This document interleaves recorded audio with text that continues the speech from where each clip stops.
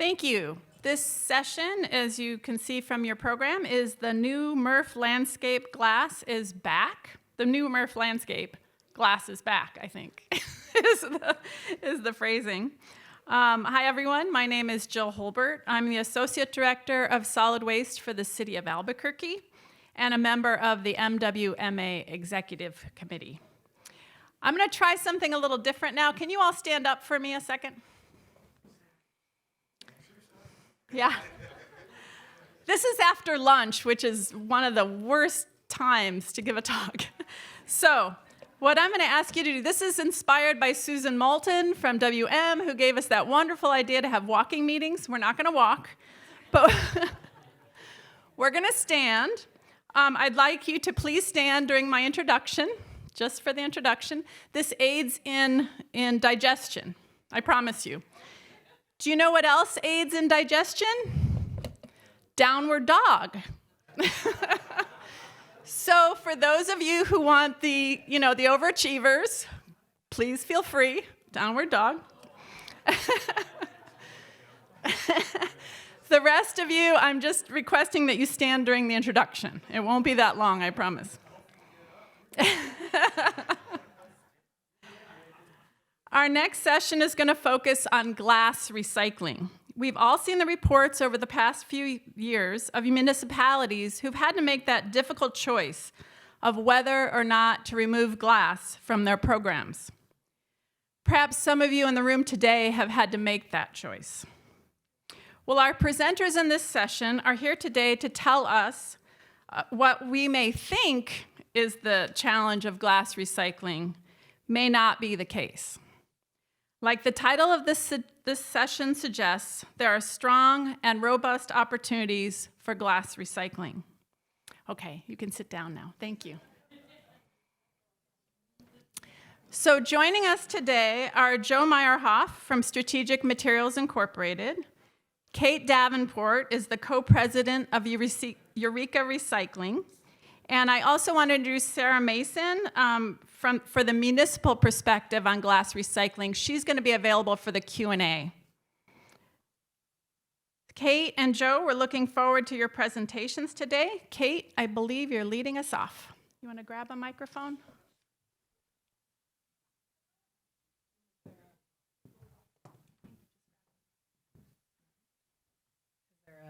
I think, turn her on?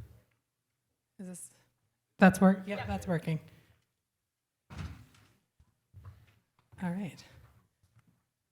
And I can't see that. Can I go down? Okay. Oh, thanks, Joe.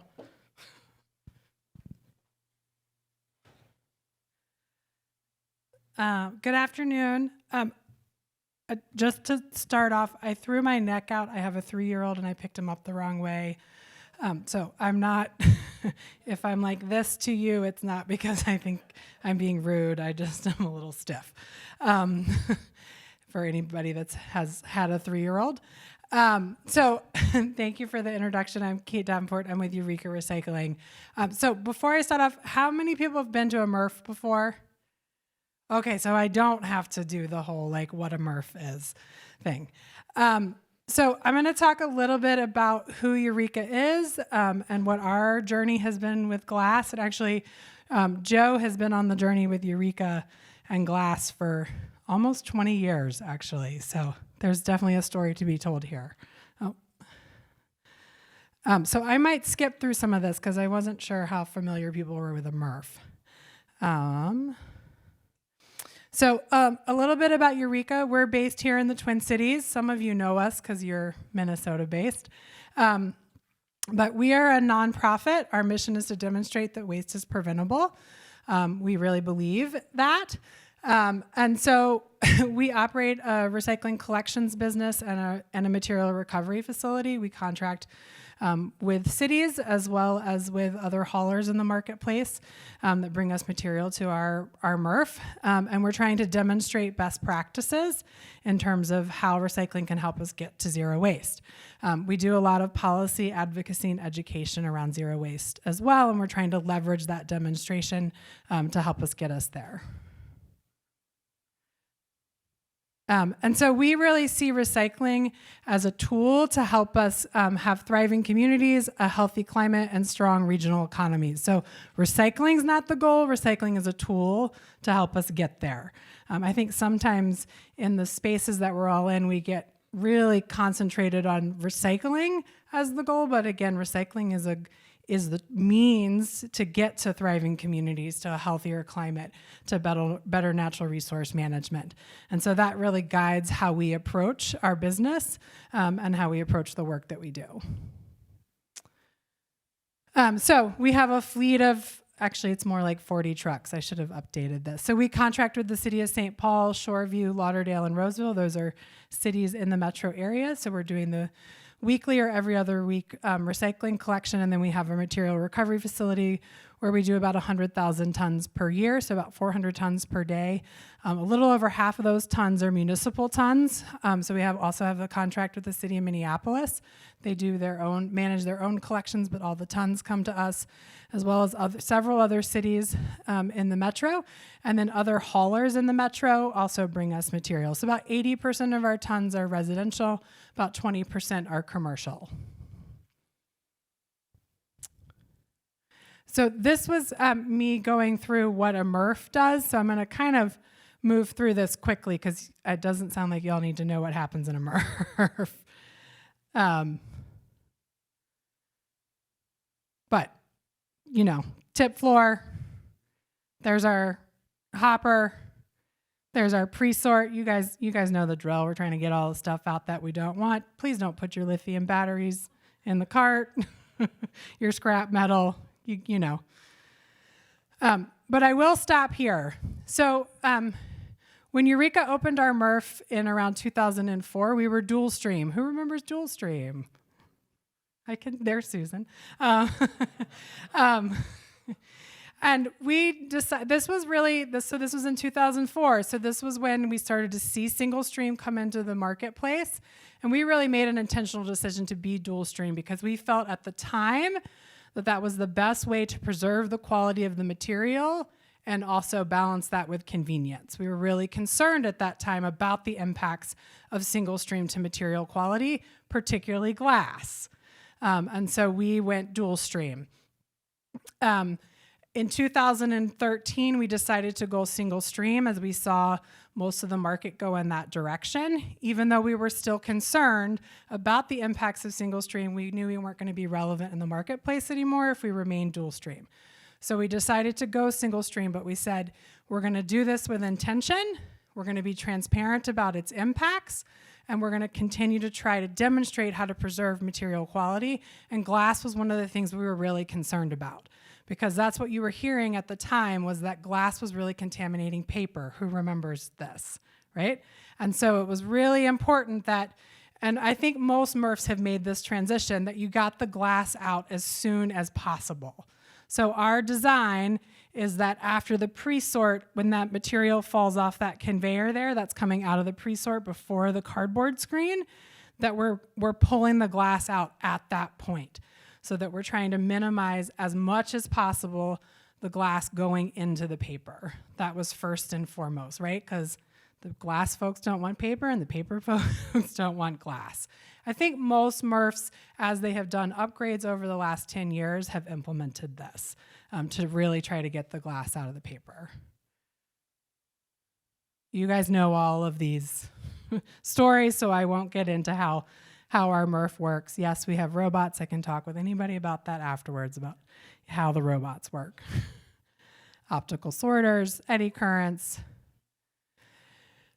The other thing that we invested in was a glass cleanup system. And so essentially on public tours, I describe this as a big vacuum that's essentially pulling off the paper that travels along. We see a lot of paper that attaches to the glass in the process. I mean, the reality is there is moisture in single stream, and so the little bits of paper travel along with the glass. And so we're trying to pull out those little bits of paper or other small things that have traveled along with the glass. So this is our glass cleanup system that's pulling off that fraction to clean it up as much as possible before we send it to the glass beneficiator, which is SMI. that material, so you can see it to the right there, and you can tell it's mostly small bits of fiber and little bits of plastic, essentially. And so that material is not something we can really recover. There is some paper that we're able to pull off of the glass cleanup system that we can put back into our paper, that we've worked with our paper mills on that, but it's a small fraction of it. So unfortunately, most of this will get disposed of. But the reason we did this was that we wanted to clean up our paper as much as possible so that we had good quality glass to send to our glass recycler. So this gets at everybody in the supply chain making some kind of investment to have the glass be good quality so that we can get it recycled. And again, I think we've started to see more and more MRFs across the country invest in these glass cleanup systems. I know in this market, we've seen more and more MRFs invest in this glass cleanup system. Joe can speak to this more, but if a MRF doesn't have this, you're just gonna have a lot of what you call NGR, non-glass residue in the glass that you send to a glass beneficiator. So these glass cleanup systems are really important, and they're typically at the end of the system. Again, it's like a big vacuum. And they're not perfect. They don't get everything out either. So I think the really important thing here is that in a single stream system, and this may make sense to most of you all, but we're really sorting material by size, weight, and shape, right? 2-dimensional from 3-dimensional and different sizes. And so the reality is that we're sorting glass by size. Basically anything that's about 3 inches or smaller is going into our glass. Then we're using the glass cleanup system to suck off the light stuff, the paper, but we're still seeing the caps. That's why we want the caps on the bottles, for example. This is where we see the straws. This is where we see the forks. This is where we see the pen caps. This is where we see the alkaline batteries, your AA batteries, because that's how we sort glass, is by size. And so at Eureka, and other MRFs are doing this as well, but as a nonprofit, we're doing a lot of work with brands, for example, on packaging design. Because if you design packaging to be really small, smaller than 3 inches, it's just gonna go in with the glass. And then that material is not gonna get recycled, and it's gonna contaminate the glass. So I really wanna emphasize that there's absolutely a role for MRFs and how they design, but there's an even more important role for product designers and packaging designers in terms of how they design packaging to run through the system. And I'm sure many of you all are aware of this, but this is why Eureka, not just in Minnesota, but across the country, is really advocating for extended producer responsibility, because we think that brands really have to be stakeholders in this system, because what is designed as packaging by the producers of that packaging needs to be designed with recyclability in mind. Otherwise, we're just trying to catch stuff coming out at the end of the system. So public policy is going to be absolutely critical in the future of recycling, not just in terms of glass, but in terms of all of the packaging. Again, you guys know kind of what we do and don't want. One thing about Eureka is that we've really tried to prioritize regional markets. Again, we're doing recycling for those bigger benefits, and one of them is around local economic development. So about 75 to 80% of our material stays in the state of Minnesota, and glass is a big part of that. Glass is 20% of our material. It all goes to strategic materials in St. Paul, and so that's a big part of that regional and that local economic development. That local, economic benefit. About 90% of our material stays actually in the Midwest, and 100% in North America. So we're really trying to demonstrate the local economic benefit of recycling.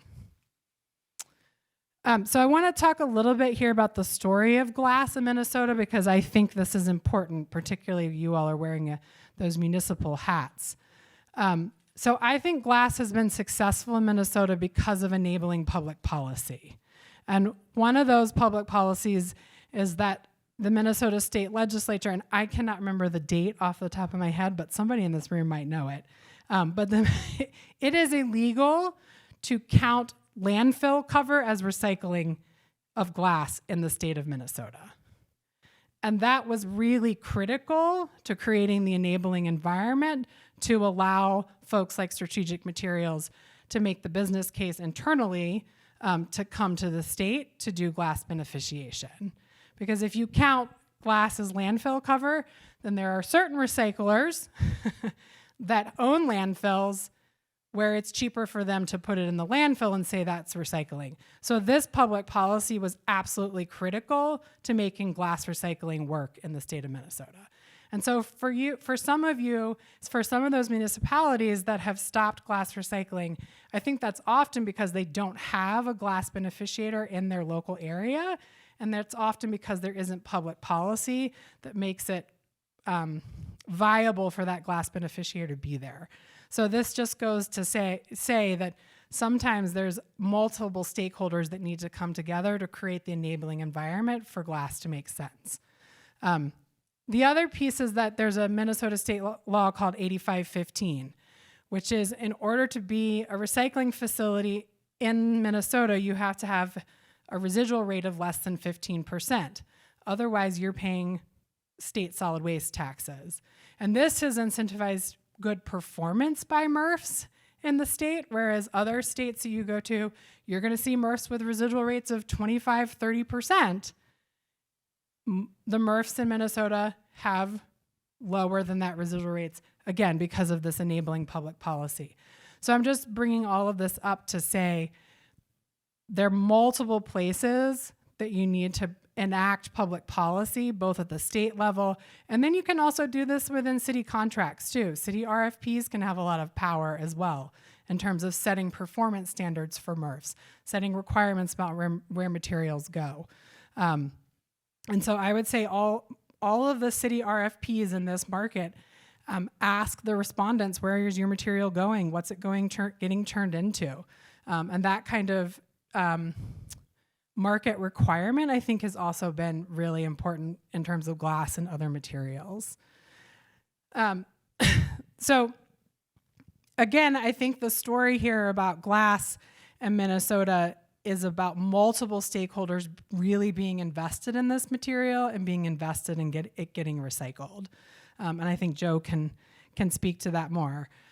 So it's not just about a MRF being willing to invest in the equipment to have good, clean glass. That's critical, but it's also about having a beneficiator that makes the economics work. So I think unlike aluminum, unfortunately, there was no Coke in a glass, so I am drinking Diet Coke out of an aluminum can. You know, you can bale aluminum, you can bale PET and ship it all over the country and all over the world. You can't bale glass. And so you really do need local and regional markets to make the economics work, and thus you really need public policy to make the economics work to incentivize glass beneficiators to come. And I think most of you all in this room know this, but you know, the reason you need a glass beneficiator is that with single stream, all the glass got mixed together. And so you can't recycle green glass with brown glass with clear glass. They have different melting points. Joe can probably describe that more than I can. And so you have to have a second stage that further sorts that material. And so again, the economics are really hard to ship glass from a MRF to a glass beneficiator that's hundreds of miles away. So my point here really is needing that public policy to enable the economics of having a glass beneficiator in your region to make glass work. And we'll see what else Joe has to say about that. The last piece I want to say is that, you know, at Eureka, we're also really looking at how do we even capture more glass? Minnesota has really good recycling rates compared to other states, but we still have a long ways to go. I don't know, is Kelly in the room? No, she's not in the room, but I mean, you know, the city of Minneapolis and the city of St. Paul have invested significantly in education and in access, and we know we're still losing a lot of aluminum cans and glass bottles and PET into the trash. Minneapolis just did a sort, and they know they're still losing 50% of their aluminum into the trash.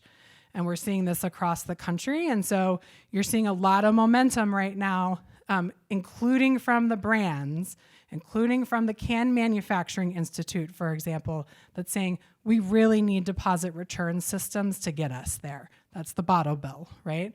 And so you're seeing bottle bills being introduced at state legislatures across the country. This has been a policy that kind of no one ever thought could get pushed for the last 20 years that finally has momentum, because I think brands have made huge commitments to recyclability and recycled content, and they're beginning to realize they will not get there unless they invest in the recycling system and unless we have deposit return systems. And so I know that's not what this panel was about, but I do think I wanted to highlight that public policy is going to be absolutely critical for us to get there. So it's not just about MRFs, but it's about the whole spectrum here, and we're going to really need to look at the whole spectrum to not just capture the material that ends up in the cart, but capture all the material that's out there. So I'm going to pass it to Joe to talk a little bit about what happens after the MRF.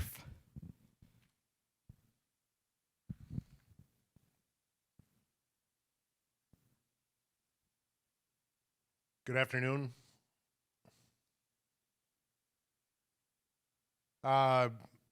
Once again, my name is Joe Meyerhoff with Strategic Materials, and as Kate had mentioned, a long time ago, here in St. Paul, a company called E-Cullet had moved into town, and I got roped into opening and managing the plant, and at the time knew absolutely nothing about glass recycling or processing. And that, again, as Kate had mentioned, that was early on, and there were still a lot of dual stream collections going on. And so the first glass that I started processing was really clean glass. We were only getting a very little MRF glass. And as I was getting my start, I can remember thinking, well, I don't know, this isn't so hard. You know, all we're doing is sorting it by color, really. A little bit of contamination, and did things change quick as everybody switched to single stream. SMI, for those of you who don't know, we're operating 40 plus plants across the U.S., Canada, and Mexico. Most of what we do is glass processing. We do a little bit of plastics up in Canada, up in Ontario. In short, as you can see here, our customers' demand is higher than what we can supply. It always has been, and I sense it always will be. We just cannot get enough glass to our customers, but there's got to be a balance in cost, and that's where you'll see that as that balance, has to work for all of us, from the MRFs to us and to our customers. And essentially, in glass, we're competing against, in the glass business, those who are melting and making glass we're competing against raw materials, which, as you can imagine, sand is relatively inexpensive. Sustainability, we're certainly tracking greenhouse emissions. We're doing real well. Bottles diverted from landfill, lots of landfill diversion. Hazardous waste recycling, that's referring to batteries, and what we're doing, as everybody knows, like Kate had said, up here in Minnesota, we say anything smaller than a hockey puck is going to go to the glass guys. It doesn't matter what MRF it's going through. Just about everybody's MRF operates about the same with their bottle breakers at the beginning. But that hockey puck is going to go through. So most of any batteries that end up in recycling bins ends up in our pockets. Focus on the highest and best uses. Of course, refill. And I guess there are a couple of pilot programs up in the Northwest that are still working a little bit on refill. I haven't seen refill since I was a kid back in the day. I'm not that old, 54. When I was 18, living up in Duluth, Minnesota, up north in here, we could hop across the bridge to Wisconsin, and we could buy beer at 18 when we were there. And I don't remember what beer it was that we bought, but it came in the reusable bottles, and they were big, thick, heavy amber bottles that probably had been reused 100 times. And Yeah, yeah.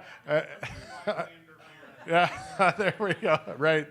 It was like $7 a case, and you got like a couple bucks back when you brought the bottles back. So, then recycling glass containers to make new recyclable glass containers. The closed loop process, fiberglass, and then of course durable construction products. There's where of course there, what our biggest targets are. Beneficial use as an aggregate or as filtration sand, abrasives, road highway beads. Those are all great. They're great uses, but there are of course better uses that we feel, and that also bring a bigger value. Circular economy. Very important that beneficiary glass processor is in, of course, strategically located where there's a lot of supply, but we also have to make sure that we're located, of course, where our end users are. And we're lucky here in Minnesota with, we have a bottle manufacturer, Anchor Glass in Shakopee, which is just 25 miles, if that, south of the cities here. And then we've got some also bottle manufacturers not too far in Wisconsin. And this is no bull, this story. If any of the recyclers are picking up your bins here in the Twin Cities area on Monday, more than likely they're running hand to mouth, and that glass is probably coming to us by Wednesday. And Jeff, our plant manager from St. Paul, is here to help me answer any questions. I've been out of the plant business for a while, but Jeff is here, and I think Jeff is running 2-3 days material. So before his material is potentially going to that Anchor plant down in Shakopee. So we can really confidently say that your glass is more than likely going to become a new bottle again, in this case if it's Flint or clear, in 14 days or less. So, and that can give or take, of course, if there's some downtime. But that's really something else. I don't know what other commodities you can make that fast to turn on. I spent some time in Georgia, and I know there's maybe even up in northern Minnesota, there's some paper mills and that sort of thing where we can maybe see paper or cardboard with a pretty quick turnaround. But with glass, that's a pretty neat story. Just real quick, breaking down the recycling streams. So single stream recycling is we're basically looking at what we can recover out of single stream. 40% is kind of a running average. This is throughout the company as a whole. It gets better as the glass gets cleaner, and that's basically getting collected cleaner as we move down here. Community drop-offs, 60% or better, and then managed separate streams, we start picking up. And then, of course, the top being deposit stream. So we'll spend a little more time on the single stream and the recovery and use with those numbers here as we move along. Primarily, like I mentioned, glass containers or fiberglass insulation. The secondary, the flat glass. Some flat glass will go back to the container, but not very often. It is a different type of glass. Melts a little bit different. There's some that use it and some that don't. A lot of the flat glass will go into highway beads for those who don't know.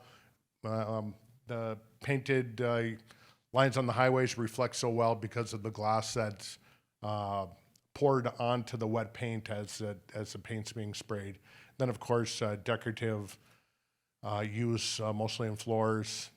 Some emerging construction, light foam aggregate, and then glass is being used as fillers in some areas as well, and some products as well.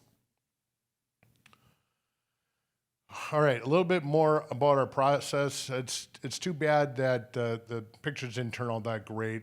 And under better circumstances, we would have tried to get you all over to the plant to see this. But this is our tipping floor, and all our material is tipped inside. And if you, most people who come into our facility, they this is where we start. We walk out on the tipping floor, and they look at our material that's been dropped off for the day, and they're in shock.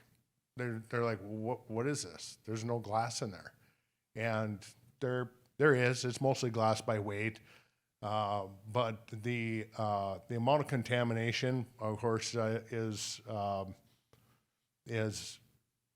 so large that you just can't see the glass in the piles until you start really kind of digging into it. And so this is really our challenge. This is where our challenges begin. Our plant is broken really into two parts. The front part of our plant is we call the cleanup. So we bring the material, gets dropped into the feed hopper, and we start splitting it by size with screeners. It also helps us reduce the burden depth on the belts. And at that time, we start to vacuum off all the light fraction, and we run it across magnets and eddy currents to get all the metals out, and then we pass it through a fluid bed dryer. Does anybody know what a fluid bed dryer is? It's an air hockey table in a vessel, and the glass moves across the top of the table. We force air up underneath it to lighten the glass as it's going across the table. The table's vibrating as well, and then we create a negative air chamber inside on the top side of it to help extract any light fraction, but to also dry the glass. Obviously, in Minnesota, that's a real important part. And then, of course, with the amount of paper that we get, we've got to get that paper lightened up as much as we can to try and get that pulled out of it. And yes, when we get to the sorters, and I explain the sorters while I'm thinking about it, our sorters do sort ice very well. They think it's flint glass and it goes right where it's supposed to. But so the first part of the plant is just to get the glass to glass. And at that point, when it gets to it, we have an intermediate hopper. When we get it dried, sorted by size, in a second hopper, it's been through the magnets, the eddy currents. We've gotten it really broken down to glass. At this point, it's glass and ceramics and stones, essentially, and then some plastics that made it through. Once we get it to that point, that's when we start sending it to our optical sorters. We heard Waste Management talk earlier about optical sorters. Everybody's upgrading their MRFs with optical sorters.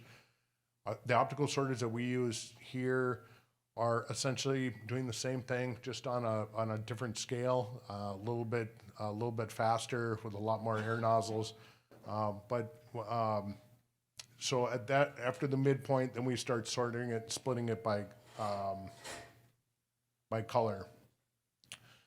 So a couple things that have to happen before we can start sorting glass by sorting it at all. We have to get it to lay out flat. It can't be stacked on top of each other in any way. And that chute, or that what you saw there, was essentially the glass being laid out flat, so then it can go off of we call this a waterfall, so you can see the glass coming across the top. Excuse the camera work, the camera should be turned 45 degrees, or 90 degrees. So the glass is falling off of a waterfall, and you can see we're ejecting. Let me see if I can back up here. Nope.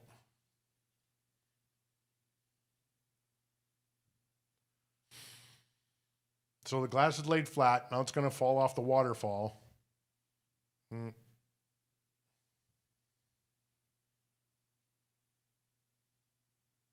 Let's try this again.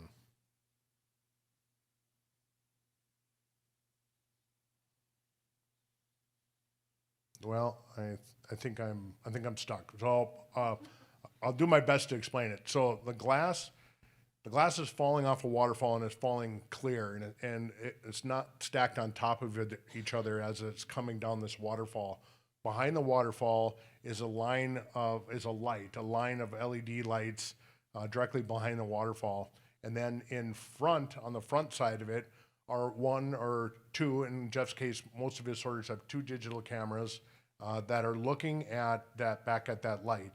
And the digital cameras are only focused on that line of pixels that goes across that light that it can see.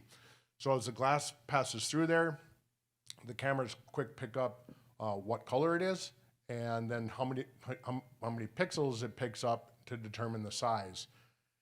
Then just below the light on the camera side are 2 rows of air nozzles, and there's a couple 208 rows of air nozzles, and this is across a width of about 42 inches or so.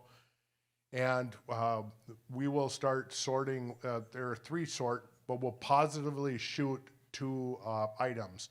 So, for example, we'll tell the first sorters to positively shoot amber, and then on the first row, and then on the second row of air nozzles, we'll tell it to shoot contaminants, which is anything that's not opaque, anything you can't see through, like ceramics and stones. Ceramics and stones are a couple of our biggest nemesis. That's they just won't melt in the furnace. So last Christmas, family Christmas, we're all sitting around the kitchen, big Italian Catholic family. I think there's 68 or more at Christmas. You can imagine. And my mom pulls something out of the sink and she drops a plate, and of course, anywhere you're at and somebody drops a plate and it breaks, everybody looks. And I'm standing this close to her, and she picks up the plate and opens up the recycling bin and throws it in the recycling bin. And I'm standing there looking at her, and my wife is standing, and I look at her, and my mom at that moment looks up at me, and she's like, "Oh, Joe, I'm so sorry." Now, if I could share my mom's cannelloni with all of you, you wouldn't have said anything either. I'm just going to call Jeff and say, "Hey, there's some ceramic coming your way. Deal with it because I'm having cannelloni." So back to the color sorting. So our glass hits 2 sorters in tandem. We kick out, say, amber on one shot. We'll kick out contaminants in another shot. Now we got our contaminants going one way and our amber going the other way. So what will pass through would be the flint and the green. Again, flint is clear, and I'm flint and green. That glass would drop onto the next 2 sorters, and we'll essentially do the same thing. We'll positively shoot out flint, and then positively shoot out contamination again. Now all the glass is going its own direction, its own color. The green was the pass-through. And then the glass, for instance, on the amber belt, will go to another sorter. It's the same sorters, just programmed a little different. And at that point, we're going to tell the computer to let the amber, anything that's amber, the correct color, pass by it. And we're going to positively shoot out any color that might have been misfired on the first shot, and or contaminants again. And so we're basically cleaning it up. All the contaminants had been collected and ended up in its own direction, and then Jeff will pass that through. He's got 2 sorters that we pass the ceramic contaminants through to positively eject back out any glass that's mistakenly getting fired. So we get a not a crazy amount of glass that's getting misfired on, but as you can imagine, labels will change the color of glass a little bit. Most of the labels are worn off by the time we get it, but there's some of that. Or if a piece of glass comes across the camera at a funny angle, when you look at a broken piece of glass through the thin side, it can come across as a different color. So we do we could have some misfiring because of that. So in essentially each piece of glass that comes into our plant is going to get a look at a sorter 3 times. Yeah, 3 times. And some of our plants sometimes more than that. So This is this red wave here. This is one of 12, 13 sorters that we have in our St. Paul plant here. And this picture on the well, right here is the feed table. This here is a waterfall, so the glass is dropping off that waterfall, and then all that action is happening down below it. So here's some pictures of our finished product, amber. As you can see, thanks to the Bud Light debacle, if anybody needs any amber glass for landscaping or anything, just let us know, because we've got plenty.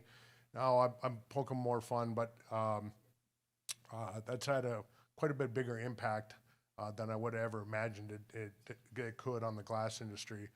So right now we're jockeying amber all over the place, trying to find homes for it.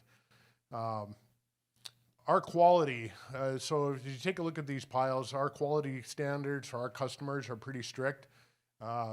They have a sample processing similar to what we do, and I can back up and talk about what we do as well. But essentially, our customers will take a 5-gallon pail. We'll drop a load at in their yard, and they'll go around that load and pick up with a little ice scoop, 6 or 7 scoops of it into the pail. Then they take that pail and they spread it out over a circle. They have a designated circle, and they start splitting it, and they count contaminants, ceramics and stones in it. And essentially, out of that 5-gallon pail, if they find more than 2 pieces of ceramic or stone, the load will get rejected. And that's for glass specifically. That's going back to a bottle. So bottle furnaces and fiberglass furnaces work a little different. On the fiberglass side, if it's going back to say somebody like Johns Manville, Owens Corning, or Knauf Insulation, their standards are a lot more strict in a way. And this is where we really get pinched with organics and paper, because their tolerance for it is, Jeff, remind me, 0.15%.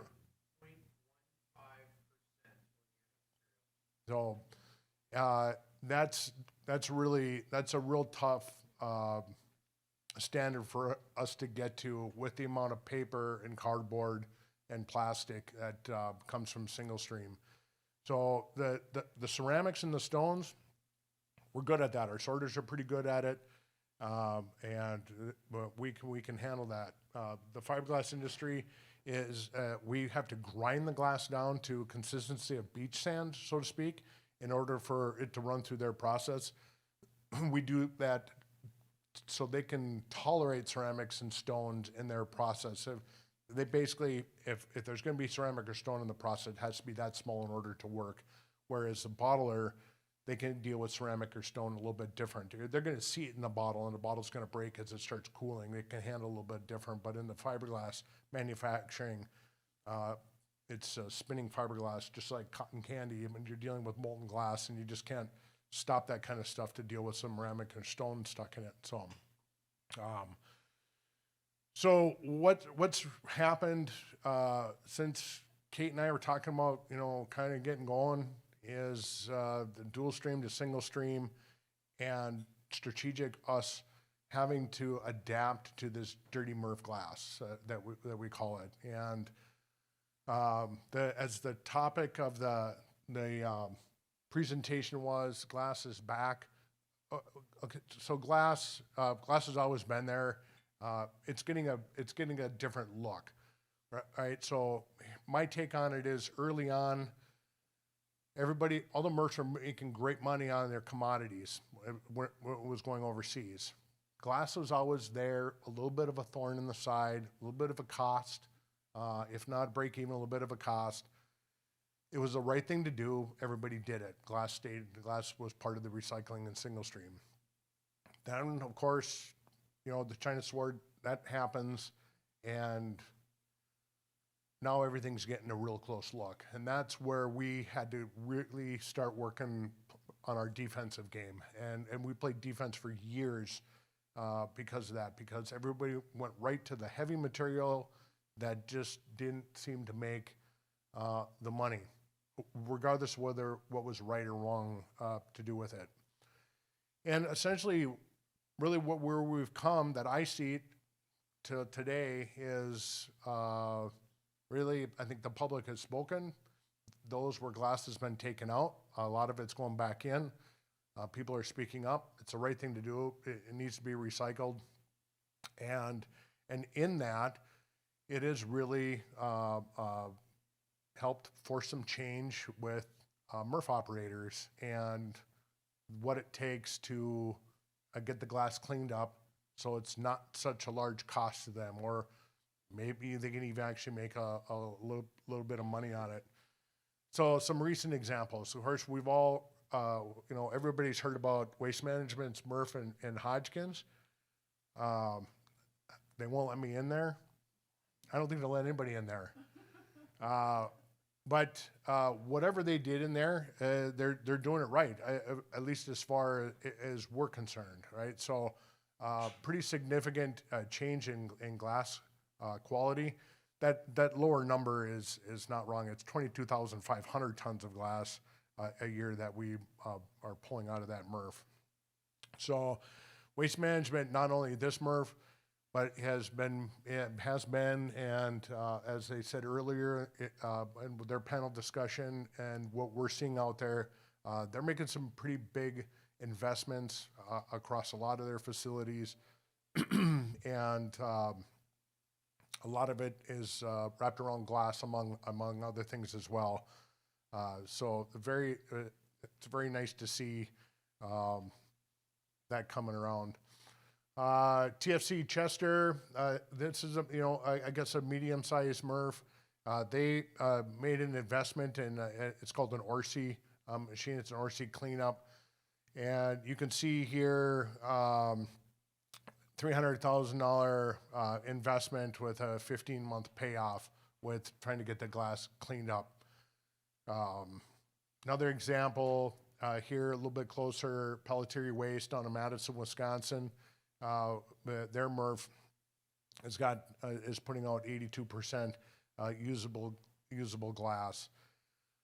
We just can't afford to not strategic and not anybody. We just can't afford to be hauling residual trash all over the place, and really the amount of money that we're spending on hauling residual waste back and forth between MRFs and our plants it's expensive, and MRF operators, I'm sure, kind of agree. But our expenses are probably really similar: labor and landfill and maintenance, and so we're just moving landfill material away. The numbers really start changing really quick as soon as we stop hauling just a little bit of garbage between MRFs and our process.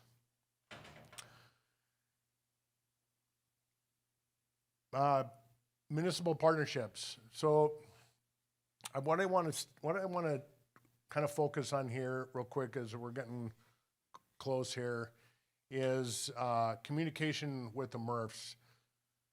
Like I was saying, we were playing defense hard when the China thing happened, and contracts, and everybody's making moves, trying to figure out what to do.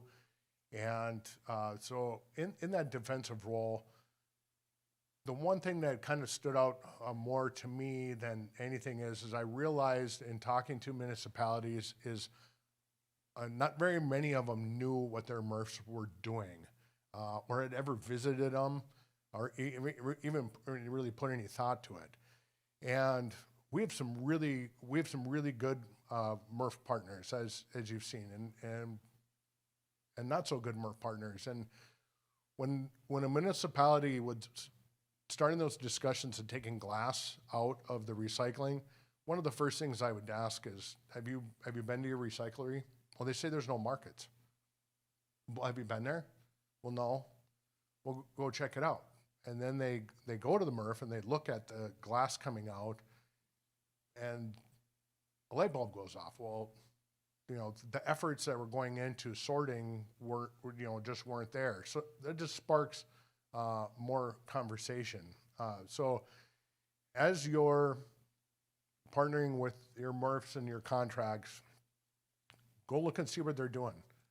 Pay attention to it. Stay in communication. I know there's a lot of auditing and that sort of stuff that goes on here. We've got, I really don't have too many complaints about recycling in the Midwest. We're doing pretty well. I came from the Southeast for a few years. It's a different story down there.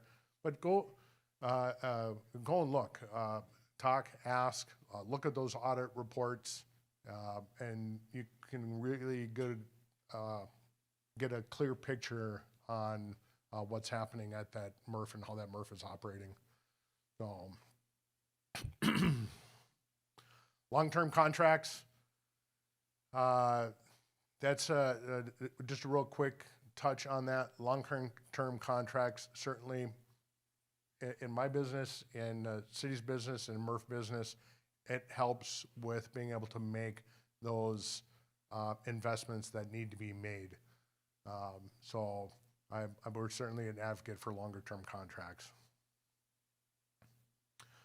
I breezed through at the very beginning about our inbound material. I just want to touch really quick and talk a little bit about NGR, non-glass residual, and pricing and that sort of thing, and how we deal with it. So every truck that comes in and tips, every truck gets tested.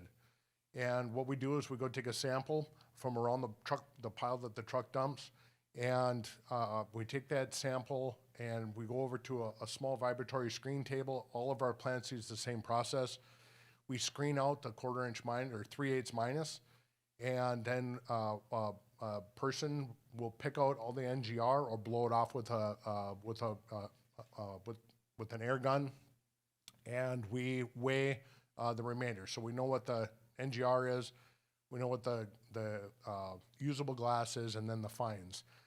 We track that on every load, and then at the end of the month, we take the average, the Eureka's average for the month, and that will set the pricing on a matrix sliding scale for their glass that next month. And so we incentivize for cleaner glass. If it's cleaner, we pay you more for it. If it's dirty, we charge more for it. Everybody always asks, what's the swing? The swing can be from the negatives to the positives, $65, $70 a ton. We can see between some really, really nasty, dirty MRF glass that we get versus some source separated clean material that we're getting. Well, that's a little bit about how we test and price. So, and that kind of will circle back around to those glass discussions with your contracted MRF, and the expense and so on. But we good? Thanks. Thank you, Joe. You can see this is a really interesting topic, and there's a lot of detail. So thank you so much for both Kate and Joe and your presentations. Now we want to open up for Q&A. We have a few more minutes. Does anybody have any? Yeah, want to come up here? And Sarah, also from a municipal standpoint, Sarah had in the past worked for the city of Houston, which had its own glass challenges. Any questions?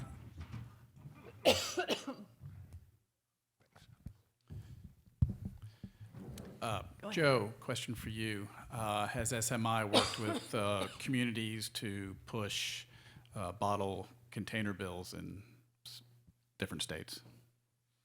Yes, yes, we do. We do participate in those type of programs too. We have a government affairs division, folks working on that stuff. Yeah.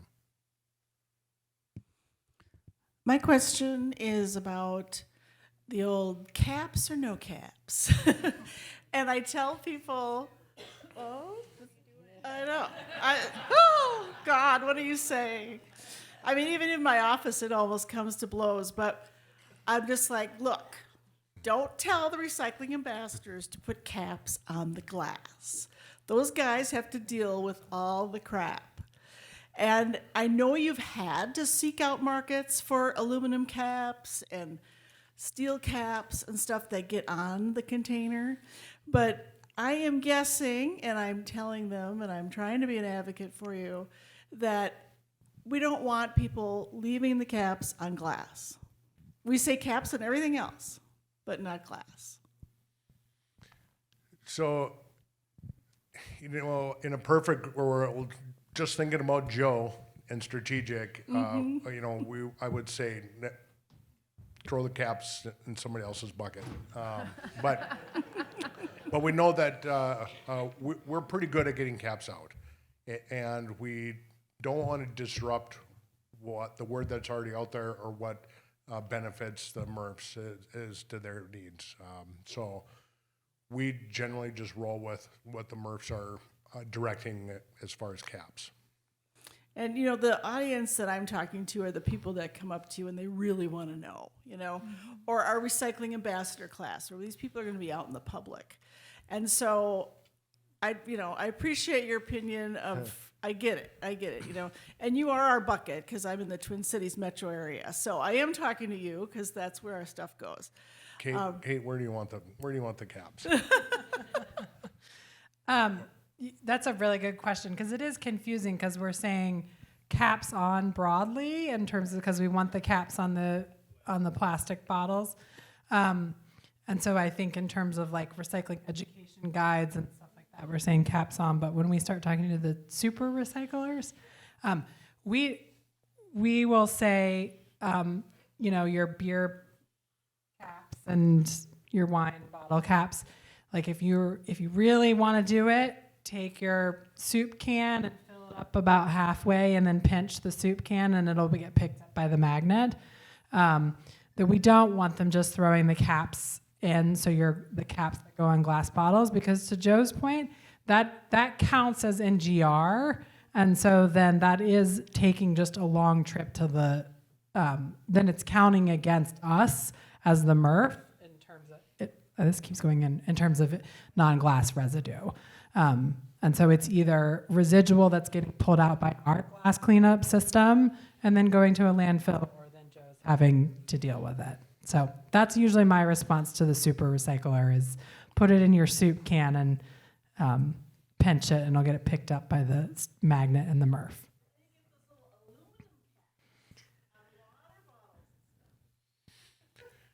Yeah, so that's another change that kind of happened after, you know, some years ago with the China upset.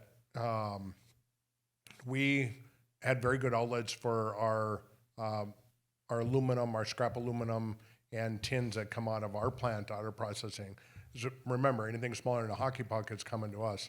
The aluminum, we'll never complain about the aluminum. So send it our way if you want. But we had really good outlets for our tin, and we produce a lot of tin. But now all of a sudden, the battery contamination that we're getting is, Jeff, is it equal to the batteries equal to the amount of tin we're getting in weight, or maybe more?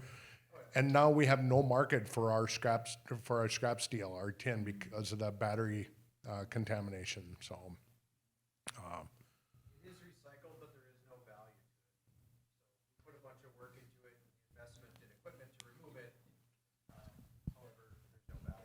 I just want to remind folks that we're recording this, so if you want stuff to be recorded, we need it on the microphone.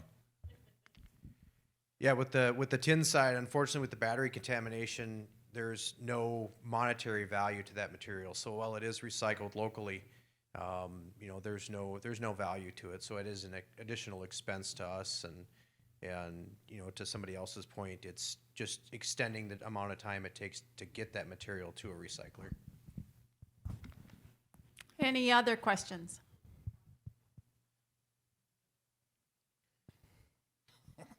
Uh-oh.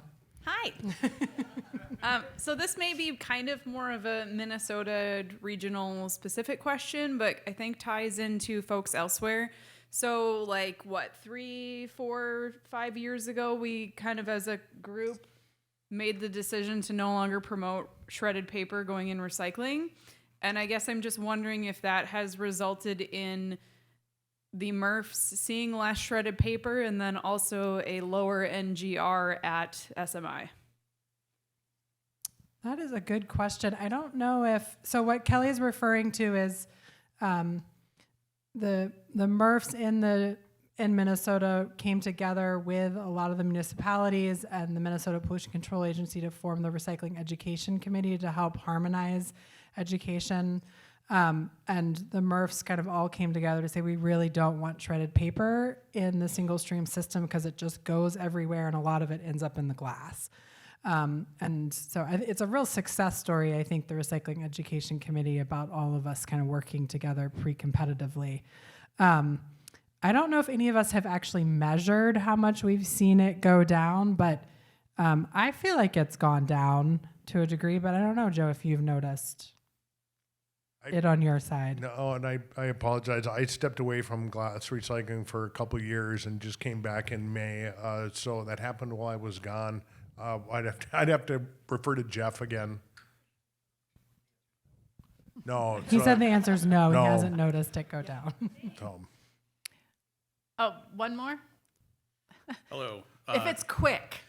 It is, because it's a number. Andrew Kays with the Northeast Maryland Waste Disposal Authority in Baltimore, Maryland, the pearl of the Patapsco. SMI, what is your magic number for you to show up in a region in terms of tonnage of glass? that's a good question, and I couldn't answer it. But I can certainly get that information for you. I'll connect with you after this. Sounds good, thank you. So thank you. I'm going to wrap it up here. Unfortunately, we're out of time, but thanks so much to Kate and Joe for being here. Give them a hand, please. And also Sarah, so if you want to come up to them afterwards and ask any specific questions, please feel free. Next up is our final session of the day, and actually the final session of this year's Fall Summit. Time flies, right? Hopefully you found our topics and discussions this year useful. What we hope you take away from each Fall Summit is at least one nugget of information or one new strategy or practice or idea that will help you do your job better back home. In any case, our last session will focus on the state of organics recycling. Let's give our panelists a minute to set up. In the meantime, there's some dessert over there.